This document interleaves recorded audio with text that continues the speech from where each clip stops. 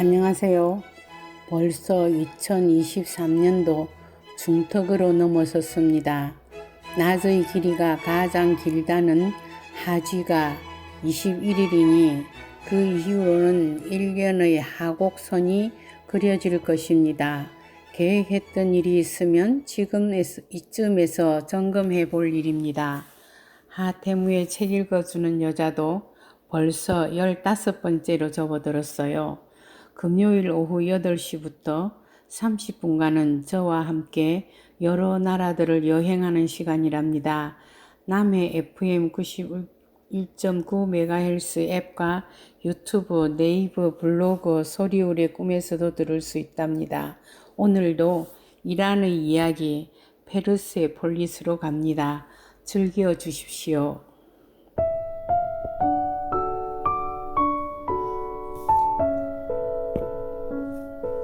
이란에 가서 페르세폴리스를 안 보면 이란 안 간 것과 마찬가지라고 합니다. 우선 페르세폴리스를 가기 전에 파사르가데라는 곳을 갑니다. 세계에서 첫 통일 제국 아케메니스조 페르시아의 첫 왕도였던 곳입니다.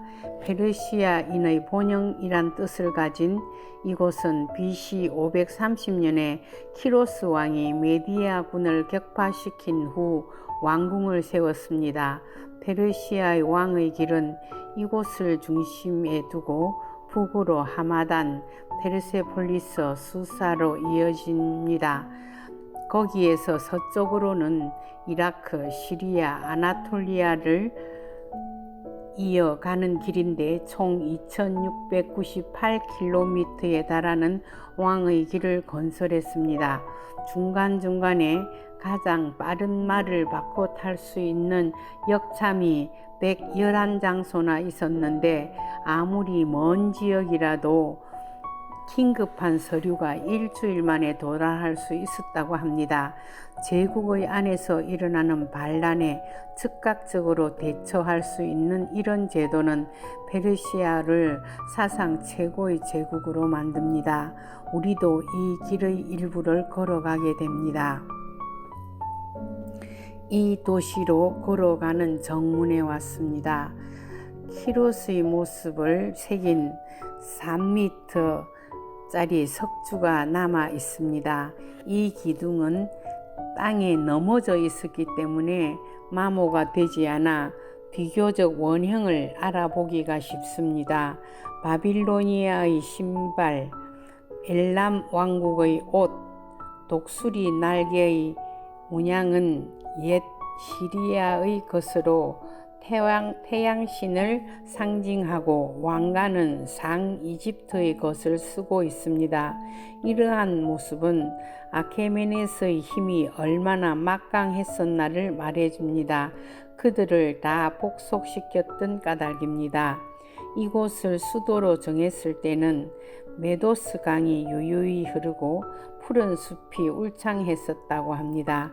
그러나 황량한 벌판에 버려진 듯한 석주의 끝에 쓰인 쇠기 문자에 나는 키루스, 아케메네스의 왕이라고 쓴 고대 페르시아 문자, 바빌론 문자, 엘람 문자들이 적혀 있습니다.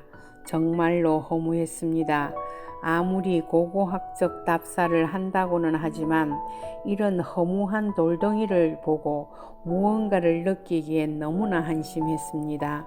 아무리 그 시절을 상상해 보지만 그 상상의 나래를 펼칠 수 없는 실체 앞에서 무엇을 상상한단 말입니까? 석주들 위엔 나무로 덮었던 지붕이 있었다 하는데 BC 331년 알렉산더 대왕이 이 도시를 완전히 파괴한 후 2500년 동안 거의 방치 상태에 있었다 합니다. 허무한 마음으로 왕궁터로 갔습니다. 작년에 왔을 때 보았던 것보다 더 많이 손을 보았다고 말합니다. 우리가 보기에도 장난처럼 돌기둥이 촘촘히 박혀 있습니다. 그 사이 공간으로 어떤 기능을 한 궁궐이 있었단 말입니까? 좀 말이 되는 보수 작업이었으면 하는 바람이 있었습니다. 고대 페르시아어로 정원을 파이리다에질이라고 했는데 이는 울타리를 뜻했고 그리스 말로는 파라데이소스, 라틴어로는 파라디소스, 영어로는 파라다이스를 뜻하는 말이었습니다. 키루스 왕은 그의 땅에다가 세계 각국의 문화가 융합된 조화로운 파라다이스를 만들고자 했던 모양입니다. 그가 새겨진 돌기둥에 말하고 있는 것도 그가 복속시킨 나라의 것을 고루 입고 신고 쓰고 했던 것처럼요. 궁전 위로는 근동에서는 볼 수 없는 직사각형의 정원과 수로를 만들어 그 정원 안에 각국으로부터 조공받은 희귀한 동식물을 전시하기도 했다 합니다. 그의 무덤은 황량한 벌판에 버려진 듯 놓여 있는데 그나마 기단과 탑의 모양이 낡아 있는 것은 솔로몬의 어머니 무덤이라고 알려져 있기 때문에 7세기의 이슬람군의 파괴를 면할 수 있었다고 합니다. 유네스코 문화유산이라고 한창 무언가 공사를 하고 있었습니다. 가까이 가지 못하게 했지만 모두 줄을 서서 사진을 찍고 너른 들판에서 신명을 못 푼 일행들 중에 이 벌판에서 춤이나 한판 신명나게 춰보자고 노래를 부릅니다. 비 내리는 호남선 남행열차에 스텝을 밟는데 호루라기 소리가 요란하게 울리고 안류가 뛰어오는데 손사래를 칩니다. 여기는 거룩한 묘지이니 가무는 금지입니다. 어디라고 감히 춤을 추고 노래를 부를 수 있느냐고 불호령입니다. 너무나 무색해진 일행들은 주춤주춤 묘지의 공터에서 물러나와 버스에 올랐습니다. 조로아스타교 의식에 쓰였던 불의 신전 또는 성소라는 짐작이 가는 터는 한창 수리 중이었습니다. 결국 역사는 사람들이 만들어가는 것입니다. 신화도 전설도 다 사람들이 만들어가는 것입니다. 사람들은 자기가 보고 싶은 것만 보고 듣고 싶은 것만 들으며 말하고 싶은 것만 말합니다. 몇 덩이의 돌을 가지고 온갖 추측을 하지만 정말로 진실된 것은 무엇일까요? 알 수 없습니다. 왜냐하면 그것을 살았던 사람은 이미 사라지고 없으니까요. 한쪽 벽만 남은 것을 낙세를 오르담에 가면 비슷한 용도로 쓰였던 것이라고 짐작되는 건물이 거의 원형으로 남아있으므로 그것을 본보기로 보수 중이라고 합니다. 화장실로 가는 길에 대형 지도가 걸려 있는데 정말로 범인은 거대한 도시였습니다. 부서진 돌기둥을 모아둔 곳에는 우리나라 아자 문양이 연속적으로 새겨진 돌기둥이 뒹굴고도 있었습니다. 여기서도 문명의 이동 현상을 보는 순간입니다. 비가 부슬부슬 내립니다. 그러나 계속 내릴 비 같지는 않습니다. 시라즈에서 떠나 타크네 잠시드 페르세폴리스 페르시아의 도시라는 곳으로 갑니다. BC 569년 331년까지 번성했던 아케메네스조의 왕도였던 곳 다리우스 1세가 BC 518년에 건설을 시작하여 5대인 아르타크세르크세스 1세 때 BC 469년까지 약 30년에 걸쳐 지은 거대한 왕궁터입니다. 자비의 산 라흐마트를 편안하게 등지고 대지를 도두어 만든 높이 12m의 인공 테라스 위에 터를 닦았습니다. 전체 도시는 12만 8천 제곱미터에 이르는 광대한 지역입니다. 정면에 수림이 우거진 마르부다슈 평야가 아득하게 펼쳐져 있습니다. 1970년 2500주년 행사를 치렀다는 이 지역, 그때 심은 나무는 울창하게 자라 이 겨울에도 짙푸른 숲을 이루고 숲속에는 그때 만든 천막의 골조들이 뼈만 앙상하게 남아 여기저기 서 있거나 누워 뒹굴고 있습니다. 얼마나 거대한 행사였는지 짐작이 갑니다. 바빌로니아 건축법은 완만한 경사지에 털을 닦아 계단식 건물을 짓는 법입니다. 이곳은 그들의 건축법을 이용했습니다. 이 유적이 2260년간 고스란히 땅에 묻혀 숨을 죽였다가 1931년에서야 미국의 시카고 대학 동방연구팀에 의해 생생한 모습으로 드러나게 됩니다.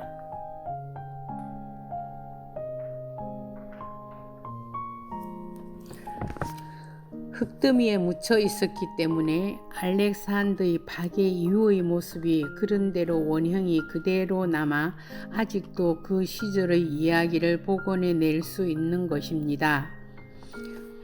만국의 문 다르바젤라로 갑니다. 날개와 사람 얼굴과 소의 얼굴, 유익 수신 인면상이 거대한 돌기둥 위에 우뚝 서 있습니다. 그 문을 들어서기 위해 111개의 편안한 돌계단을 밟고 올라갑니다. 계단 5개가 한 덩어리의 돌을 쪼아 만든 것입니다. 말도 낙타도 올라가게 길다란 옷을 입은 사람도 옷이 밟히지 않게 평지를 걷듯 편안하게 한 계단, 지금은 중간에 나무 계단을 덧놓아 관광객들을 그 계단을 밟고 올라갑니다. 조금이라도 마모를 줄이기 위해서랍니다.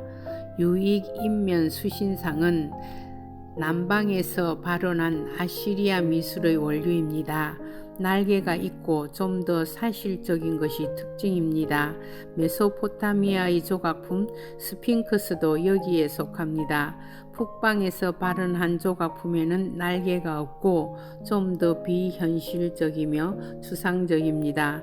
이 만국의 문은 크세르크세스 1세가 세웠습니다. 다리우스 1세가 만든 입구와 다른 쪽에 이 문을 세우고 그 한쪽 날개에는 명문을 3가지 언어로 새겼습니다. 10m나 되는 거대한 이 두 기둥을 지나면 의장대 사열로가 나오고 대기실이 나타납니다. 아파타나 궁전, 봄의 궁전입니다. 완전한 대칭의 호마상, 연꽃 문양이 그려진 바위, 대칭인 말의 조각들이 버려진 듯 놓여 있는 사열로를 지나면 왕의 기본 공간인 봄의 궁전, 아파타나 궁전이 나타납니다. 외국 사절을 접견하고 신년 행사를 치렀던 오리엔트 건축 미술의 집대성을 볼 수 있는 공간입니다. 계단벽에는 28개의 속주 중 23개의 속주들의 대표가 조공을 바치려 행렬하는 모습이 생생하게 부조되어 있습니다. 각 나라와 나라 사이에는 사이프러스 나무가 확실하게 서 있습니다.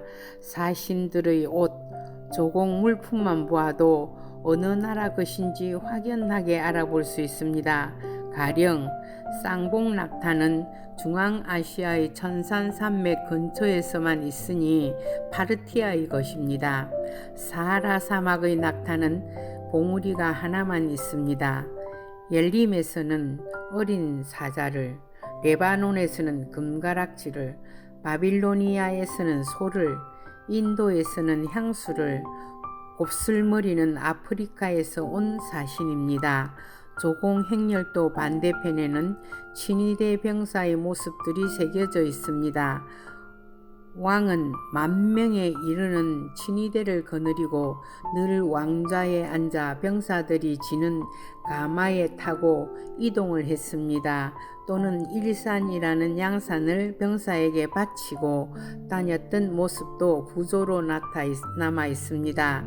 그의 병사들은 한 명이 죽으면 다시 시합을 하여 승리한 자로 충원을 했다고 합니다. 직속 신의 부대들은 강한 자를 뽑아야만 왕의 영화가 오래 갈 수 있었겠지요. 그 모자로 보아 메디아의 병사와 페르시아의 병사로 구성되어 있었습니다. 이렇게 봄이 오는 신년에 페르시아의 신년 하례식 노루즈는 화려하고 거창했었습니다. 궁궐이 온전했을 때 레바논 삼나무로 지붕을 덮었고 높이 20m, 72개의 거대한 기둥의 밑둥은 이집트의 연꽃 무늬가 새겨져 있는데 여기저기 버려진 곳에 오직 13개의 기둥만 남아 짙푸른 하늘을 찌르고 있습니다.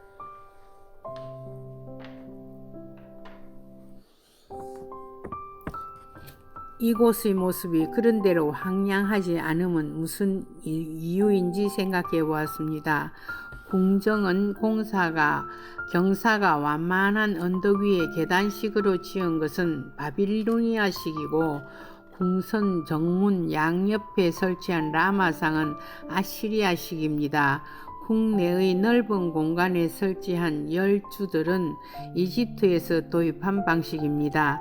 비록 각국의 다양한 기법을 조합해서 만들었지만 왕궁 전체로서는 높이 20m에 달하는 열주를 비롯해 장대함과 힘찬 안정감을 주고 있습니다. 이들이 제국시대의 문화적 요소를 나름대로 조화시켜 대제국의 위엄을 뽐내도록 했던 깊은 뜻이 있음은 물론입니다. 버려진 기둥에 앉아 사진을 찍으려는데 알리가 달려와서 앉지 못하게 합니다. 계속 방방 울리며 떠들어대는 방송소리도 유적의 돌기둥에 발을 얹거나 얹지 말라는 말이었다고 합니다. 이 지역에는 사자와 모구의 등을 물고 있는 부조물이 새겨져 있는데 모구는 겨울을 나타내고 사자는 여름을 나타내므로 계절의 이동을 나타내는 상징물이거나 왕과 적을 상징하여 왕의 절대적 통치를 시사한 것이라고 하는 것이 여태까지의 전통적인 해석법이었다 합니다. 그러나 모구의 표정이나 사자의 표정이나 한결같이 우스꽝스럽고 평안합니다. 아이 간지러워, 왜 자꾸 깨무는 것이야? 라고 어리광하는 듯한 모구의 표정. 짓궂게 장난을 걸고 있는 사자, 가만 좀 있어, 나 심심하단 말이야 라고 말하는 것 같습니다. 나는 모두 그런 것 같다고 말하니 여자들이 따라 이구동성으로 동의합니다. 어쩌면 속주들과 왕의 관계가 이렇듯 친밀한 관계이지만 잘못 까불면 정말로 물어뜯을 수도 있다는 걸 시사하는지도 모릅니다. 아니면 모구와 같은 속주들을 온화한 웃음으로 받아줄 수 있다는 관용 어린 표현인지도 모르지요. 사자는 전통적으로 왕을 상징하는 그림이니까요. 정수일 교수님은 우리의 견해가 맞을 수도 있다고 유네스코의 정식 문서로 상정해야 할 일리 있는 의견이라고 말씀하십니다. 사람은 보고 싶은 걸 보는 법이니까 평화를 사랑하는 우리 민족답지 않습니까? 백주지, 100개의 기둥 흔적이 남아있는 사방 70m의 공간으로 왔습니다. 왕의 방인 이곳은 크세르크세스 1세 때 짓기 시작하여 아들 때에 완성했다 합니다. 한 손으로 사자의 배를 찌르고 있는 부조상이 생생하게 나타납니다. 왕은 악을 제거하는 능력을 가진 그를 상징하는 부조물입니다. 옥자에 앉아있는 왕의 사신, 그리고 2개의 향료와 사제의 모습이 새겨진 부조 아래에 5단으로 나뉘어서 있는 28개의 속주 시민들의 부조가 있습니다. 이 문의 맨 꼭대기에는 아후라 마즈다의 그림이 새겨져 있습니다. 조로아스터교를 믿는 신정일체의 모습을 보여주는 완전 대칭 구조입니다. 겨울의 궁으로 옵니다.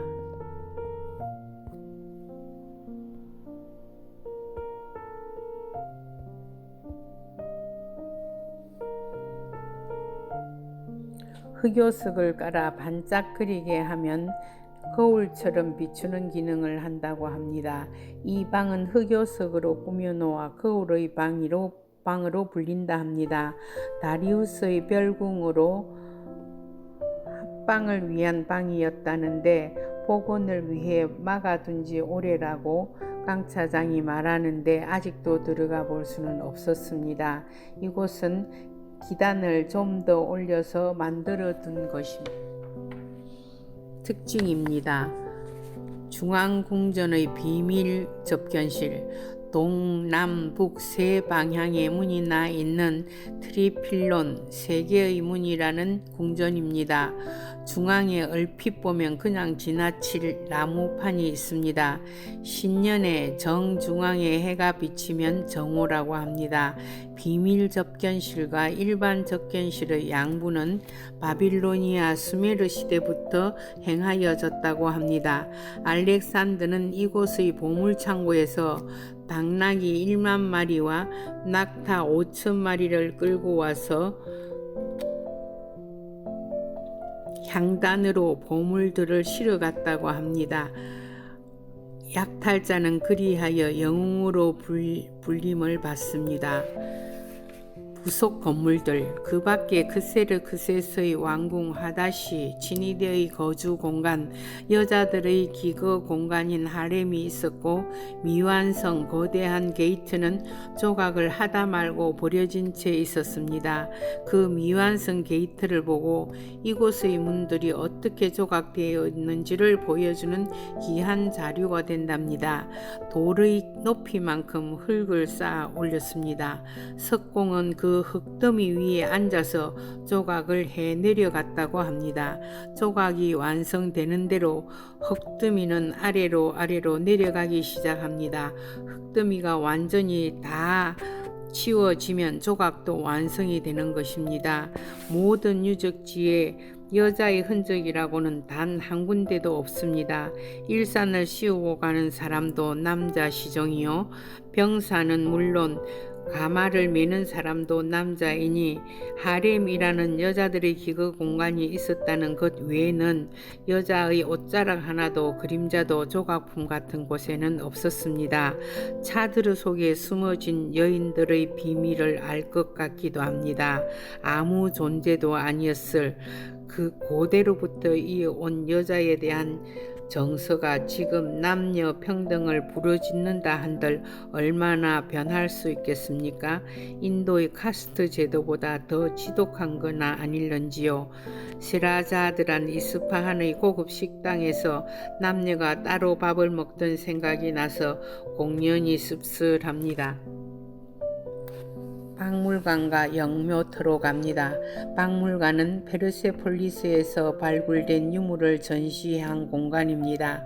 왕과 사자의 투쟁도 등의 대표적 조각품과 네 귀에 오리가 조각된 접시 같은 소품, 거대한 항아리 등의 일상용품들이 전시되고 후레쉬만 터뜨리지 않으면 사진 촬영도 가능한 박물관입니다. 박물관이나 모든 책 파는 코너는 문을 닫았고 오로지 돌 조각품 같은 것만 팔고 있었습니다. 진품인지 아닌지는 몰라도 아래에 사냥 3마리가 조각된 오래된 돌 술잔 같은 것 하나를 $8에 이웃이 사고 있습니다. 자비의 산 라후마트 중턱에 영묘가 있습니다. 거기서 보면 이 지역 전체가 다 보이는 곳입니다.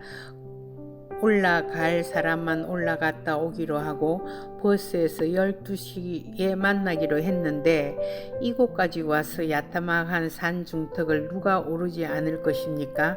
모두 땀을 흘리며 산 중턱을 올라 사진들을 찍고 내려옵니다. 철책 속에 갇힌 영묘는 검은 바위만 보였습니다. 멀리 푸른 소나무 숲속에 2500주년 행사 때의 모습이 보이는 듯합니다. 날은 화창하게 개어 있었습니다.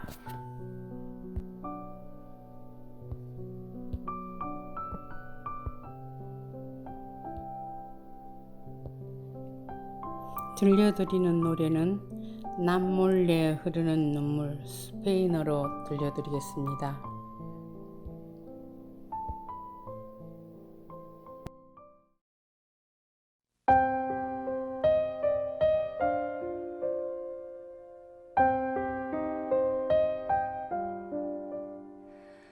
Una furtiva lagrima negli occhi suoi spuntò,